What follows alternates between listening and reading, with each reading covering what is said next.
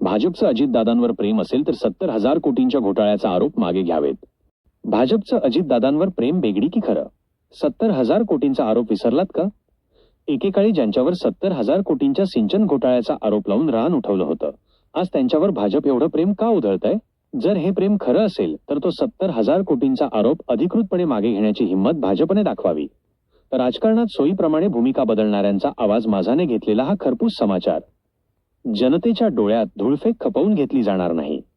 सत्य परिस्थिती काय आहे पहा हा सविस्तर रिपोर्ट. आमच्या सोशल मीडिया हँडल्सला नक्की फॉलो करा आणि राहा अपडेटेड. त्या पवार कुटुंबातला प्रत्येक त्याच्या डोळ्यामध्ये अश्रू आणि भीती होते. राजकारणाचा विचार करायला आता कोणाकडे वेळ? फिरसावट झाल्याशिवाय कोणी बोलणार नाही या विषयावर. त्याने तुम्ही असे प्रश्न विचारू त्या विषयाला पाठी पडू नये.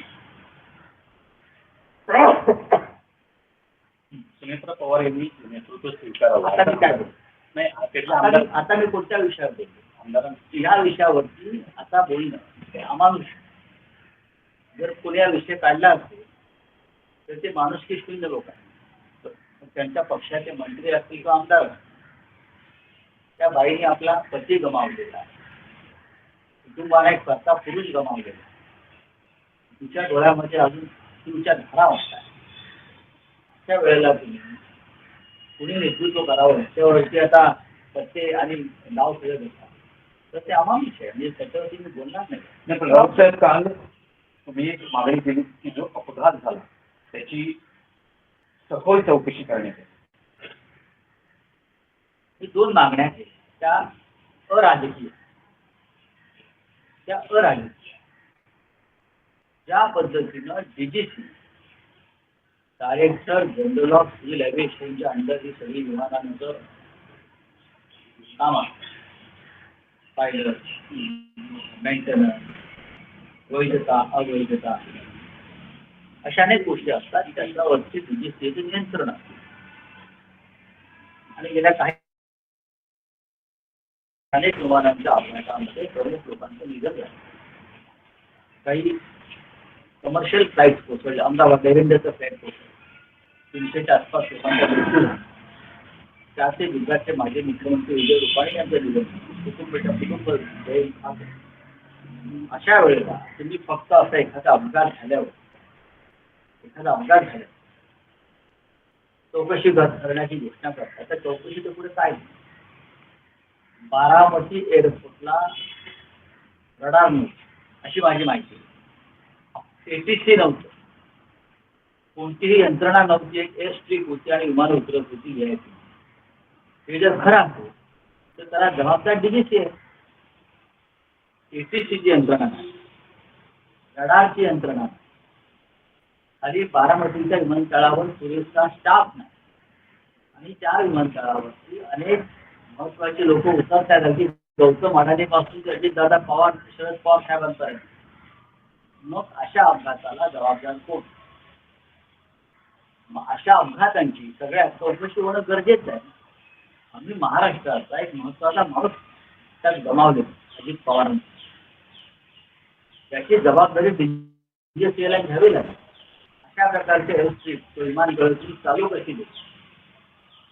वैमानिक आकाशामध्ये घेत्या मारत विमान घेऊन आणि त्याला उतरण्याची संधी मिळत नाही. आणि तरी त्याने विमान लँड केलं. याचा त्याला कोणी संधी दिलाय का लँड करा म्हणून? विजिबिलिटी नाही म्हणतात. ATCची यंत्रणा नाही आहे तिथे. पान लावून ATCची यंत्रणा नाही, रडार व्यवस्था नाही. ज्या ज्या गोष्टी विमान संचलनासाठी आवश्यक असतात त्या बारामती विमानतळावर नसतील किंवा महाराष्ट्रामध्ये देशामध्ये अन्य विमानतळावर नसतील तर डीजीसी काय करतात? हा प्रश्न उपस्थित कोणाच्या मनात का होईल?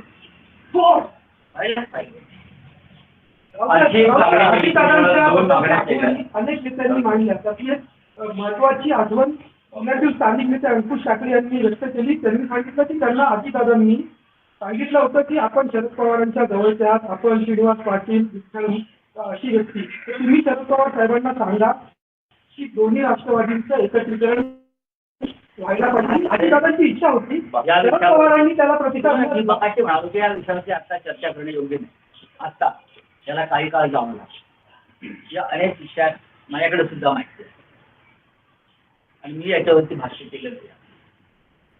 माननीय शरद पवार साहेबांची सुद्धा किंवा सुप्रियाताईंची त्यांच्या अनेकदा चर्चा झाली, पण आता त्याच्यावरती चर्चा करण्याची ही वेळ नाही.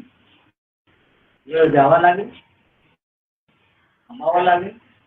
राजकारण कोणासाठी थांबत नाही हे जर खरं असलं तरी झालेला आघात हा असाही. तर तुम्ही म्हणालात की 2 मागण्या केल्या त्याची एक मागणी तुम्ही अपघाताच्या चौकशीची झाली, दुसरी मागणी तुमची काय? दुसरी मागणी अशी आहे की अजितदादा पवार यांना भारतीय जनता पक्षात सगळ्यांनी सर्वपक्षीय सर्वमान्य नेते श्रद्धांजली वाहिली जाते. अजित पवारांना श्रद्धांजली वाहण्यासाठी पान घ्यायची दिली आहे एका दुसऱ्या पक्षानं, सरकारनं नाही तर भाजप. हे कौतुक आहे की आपल्या एका आघाडीतल्या सहकार्यासाठी अशा प्रकारे श्रद्धांजली वाहणं महाराष्ट्रभरात हे कौतुक असतं. पण याच भारतीय जनता पक्षानं दादांवरती 70,000 कोटीचा सिंचन घोटाळ्याचा आरोप केला आणि त्यातलं काहीच ते सिद्ध करू शकतो. तो सगळा आरोप प्रधानमंत्र्यांनी केला, भाजपने केला, देवेंद्र फडणवीस यांनी.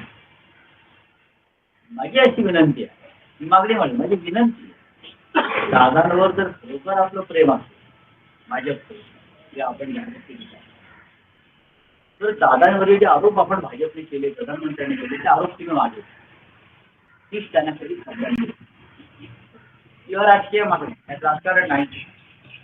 हे आमचं दादांवरचं प्रेम आहे. आम्ही सुद्धा तत्पर लोक दादांवरती असे आरोप करू काय मिळत नाही. पण असे आरोप ते भुजबळांवरती केले, भुजबळ निर्दोष सुटले. प्रफुल्ल पटेलवरती केले, आमच्या पटेलांवर केले, ते निर्दोष सुटले. सगळ्यांवरती आरोप करून निर्दोष सुटले. आमच्यावरती आरोप केले, आम्ही तुरुंगात गेलो. उद्या भविष्यामध्ये कोर्ट आम्हालाही सोडवलं. पण अजितदादा आपल्यात नाही.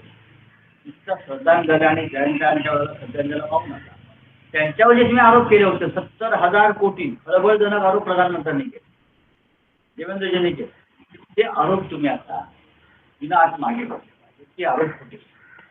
प्लीज अजितदादांना खरी श्रद्धांजली ठरेल. यात मी काही चुकीचं बोलत नाही. पण केस यात राजकारण नाही. कसल्या कोर्टेविरुद्ध कुठे कशा कोर्टामध्ये प्रत्येक वेळेस फडणवीसांना हा प्रश्न विचारला गेला कुठे कशा कोर्टामध्ये ना मागे घ्या. सरकारने टाकली असेल ना. आरोपच खोटा. त्यांच्यावर जे आरोप खोटे असल्यामुळेच तुम्ही त्यांना मिनिस्ट्रीमध्ये कॅबिनेटमध्ये घेतलीत ना. त्यांच्यावरचे आरोप बकवास खोटे बनावट असल्यामुळे त्यांना तुम्ही तुमच्या मंत्रिमंडळात घेऊन माझे जवळचा मित्र सहकारी खंदा सहकारी वगैरे असायचे म्हणतात ते कशा करतात. किंवा प्रधानमंत्र्यांनी श्रद्धांजली वाहिली, उत्कृष्ट प्रशासक, पारदर्शक राजकारणी वगैरे वगैरे, आणि गृहमंत्र्याला हा सरकारकडे पाठवलं ना त्याला श्रद्धांजली वाहायला, किंवा भाजपचे अध्यक्ष आले नितीन नवीन, याचा अर्थ ते निर्दोष आहेत म्हणून तुम्ही. मग अशा निर्दोष व्यक्तीवरती केलेले आरोप मागे घेऊन त्यांना खरी श्रद्धांजली. जबाबदारी म्हणताय की चंद्रपूरच्या 3 नगरसेवकांचा अपहरणाचा प्रयत्न हा सह्याद्री आपल्या समृद्धी हायवेवर झालेला पाहायला त्यांना गुन्हेगारी धमकी देखील दिली गेली. हे चंद्रपूरचं राजकारण आणि महाराष्ट्राचंच राजकारण या पद्धतीने चाललेलं आहे. अद्याप मुंबईचा महापौर निवडला जातो. का निवडला जात नाही? तारखा पुढे पुढे जात आहे. आता अजितदादांच्या जाण्याच्या निमित्तानं काही करतायत की दादा गेले, अमुक गेले, हे सगळं बकवास. यांच्यामध्ये अजून मतभिन्नता, समित्यांच्या वाटपाची चर्चा अडकलेली आहे. कोणी कोणत्या समित्या घ्याव्यात बरं का, त्याच्यावरून त्यांच्यामध्ये एकमत होत नाही, म्हणून ते महापौर पदाची निवडणूक पुढे ढकलत आहे. लक्षात घ्या, हे असं राजकारण आहे महाराष्ट्रात. निवडणूक घ्या ना महापौर पदाची.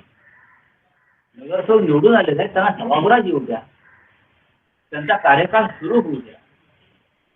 पण तुम्ही अजूनही थांबलेला आहात, कारण भाजपा आणि शिंदे गटामध्ये महापालिकेचे सत्तेचं वाटप हे अडकून पडले. मध्ये जी बातमी आहे ज्यात असं म्हटलं आहे की या विधिमंडळ अर्थसंकल्पीय अधिवेशनात नवा कायदा आणण्याच्या हालचाली सुरू आहेत. या विरोधी पक्षनेते पदासाठी आमदारांची संख्या निश्चित केली आहे. बघा, हे शिवसेनेला किंवा विरोधी पक्षांना विरोधी पक्षनेतेपद मिळू नये यासाठी चाललेले डावपेचे अत्यंत खुणास्पद असं एक कृत्य आहे की विरोधकांना विरोधी पक्षनेते ज्याला कॅबिनेट दर्जा असतो, विधान परिषदेत सुद्धा मिळून जायचं नाही, विधानसभेत याला हलकटपणा म्हणतो. आणि या हलकटपणामध्ये जे सामील झालेलं आहे ते महाराष्ट्राची बदनामी करतात लोकशाहीच्या. देवेंद्र फडणवीस आहेत, पण ते अर्थात मोदींचे केले किंवा अमित शहाचे केले त्यांच्याकडनं का अपेक्षा या स्वातंत्र्य प्रजासत्ताक दिनाच्या सोहळ्यामध्ये या सरकारनं विरोधी पक्षनेते राहुल गांधी आणि मल्लिकार्जुन खरगे यांना मागच्या रांगेत नेऊन बसवलं. त्यांच्याकडून विरोधी पक्षाचा सन्मान राहील की काय अपेक्षा? महाराष्ट्रात पण तेच होत आहे. सर्वेक्षण झालंय आपला पक्ष कोणासोबत असणार? कारण काँग्रेसही दावा करताय की आम्ही ठाकरेंच्या शिवसेनेसोबत संपर्क साधतोय. जोरगेवार असं म्हणतायत की ठाकरेंच्या शिवसेनेचे नगरसेवक चंद्रपूरमध्ये आमच्यासोबत आले आणि आम्ही सत्ता स्थापन करू. जोरगेवार काय म्हणतात मला माहित नाही. जोरगेवार आता भाजपचे हस्तक्षेप म्हणून काम बरोबर आहे, पण मी इतकंच सांगेन विजय वडेट्टीवार आणि शिवसेनेमध्ये सकारात्मक चर्चा झालेली आहे एवढंच मी सांगू शकतो. भारतीय जनता पक्षाबरोबर जाण्यासंदर्भात जर भारतीय जनता पक्ष म्हणत असेल तर ते हवेत तीर मारतात. या भारतीय जनता पक्षाबरोबर आमची कोणतीही चर्चा अद्याप झालेली नाही. हा, काँग्रेस बरोबर झाली. विजय वडेट्टीवार यांच्याशी शिवसेना पक्षप्रमुख उद्धव ठाकरे यांच्याबरोबर चर्चा झाली. स्वतः विजयराव हे मातोश्री आले होते, तिथे चर्चा झाली. त्यांचा आणि आमचा संवाद सुरू आहे आणि निर्णय होईल. राजकीय स्तरावरचा विषय आहे की भाजपने एक मुद्दा उपस्थित केला आहे की विरोधी पक्षनेते राहुल गांधी हे अनेक शासकीय कार्यक्रमांना उपस्थित राहत नाही. त्यांनी अनेक उदाहरणं दिली आहेत. गेल्या वेळेसचा स्वातंत्र्य दिनाचा कार्यक्रम असेल, काल कर्तव्य पथावर झालेली परेड असेल, चीफ जस्टिसची नियुक्ती असेल त्यावेळेस प्रोटोकॉल प्रमाणे जस्टिसची नियुक्ती अशा अनेक शासकीय कारणावर प्रोटोकॉल प्रमाणे त्यांनी उपस्थित राहणं आवश्यक आहे. प्रजासत्ताक दिनाच्या सोहळ्यात राहुल गांधी उपस्थित होते. तुम्ही त्यांचा काय मान सन्मान ठेवला?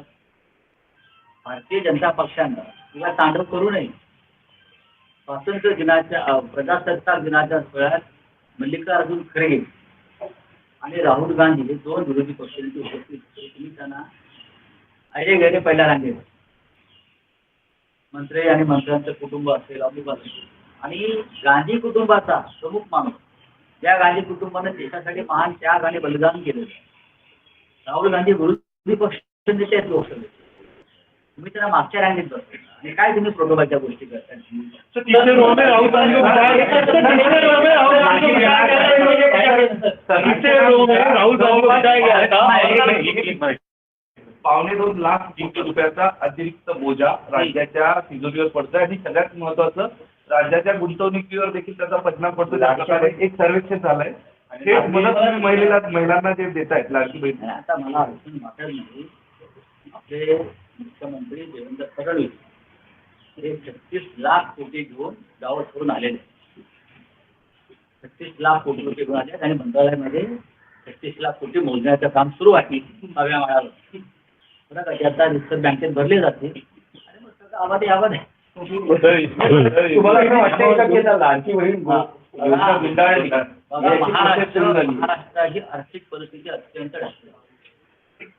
अत्यंत कोसळली आहे, जमीनदोस्त झालेली आहे आणि लोकप्रिय योजनांच्या नावाखाली राजकीय स्वार्थ साधण्यासाठी सरकारी तिजोरीची लूट महाराष्ट्राचं अर्थव्यवस्था तसा तळाला घेऊन जावं.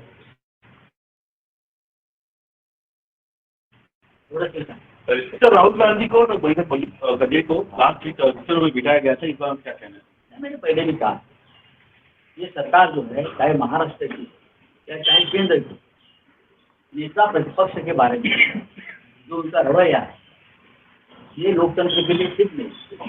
राहुल गांधी जी, मल्लिकार्जुन खड़गे जी ये लीडर ऑफ अपोजिशन है लोकसभा में, राज्यसभा. बहुत सीनियर नेता है और प्रोटोकॉल के अनुसार दोनों विरोधी पक्ष नेता प्रतिपक्ष को सम्मान के साथ वहाँ उनकी जगह देनी चाहिए। लेकिन मैंने देखा है कि फर्स्ट रो सेकंड रो में ऐसे लोग बैठे थे जिनका कोई प्रोटोकॉल से संबंध नहीं और राहुल जी और खड़गे साहब पीछे बैठे। ये पिछले में बहुत ही विधारक चित्र लोकतंत्र की प्रोटोकॉल की। ये लोग करते महाराष्ट्र में तो अभी कानून ला रहे हैं कि किसी भी हालत में विधानसभा और विधान परिषद के अपोजिशन को नेता नहीं मिलना चाहिए, नेता प्रतिपक्ष नहीं मिलना चाहिए, इसलिए लोग कानून बना रहे हैं। ये उनके लोकतंत्र के बारे में उनका मोहब्बत है। तो बारामती एयरपोर्ट पे सुविधा नहीं है, फिर भी विद्यार्थी वहाँ पे उतरते हैं, किस तरह से देखते हो सर? ये मैंने पहले भी कहा है कि एक्सीडेंट जांच होनी चाहिए, पॉलिटिकल बात नहीं कर रहा, लेकिन जो खराबी इतनी तरह खराबी वहाँ हमको दिखती है, उसमें एटीसी नहीं है, वहाँ रडार नहीं है, वहाँ स्टाफ नहीं है वहाँ, और बड़े बड़े विधायक के फ्लाइट वहाँ लैंड होते हैं, चाहे गौतम अडानी हो, अजित पवार हो, शरद पवार साहब हो, बड़े बड़े नेता आते हैं वहाँ और फ्लाइट लैंड हो जाते हैं। बीजेपी क्या सो रहा था क्या? अब अजित पवार जाने के बाद सब जाग गए हैं। हाँ? ऐसे देश में हमारे महाराष्ट्र में और देश में ऐसे बहुत से एयरपोर्ट है बना के रखे, लेकिन कोई यंत्रणा नहीं है, सिस्टम नहीं है। हाँ, कोई टेक्निकल फैसिलिटी नहीं है, रडार नहीं है, टॉवर्स नहीं है, एटीसी नहीं है, और विमान उतर रहे हैं, टेक ऑफ हो रहा है। अजित पवार को हमने इस वजह से खोया है। तो अजित पवार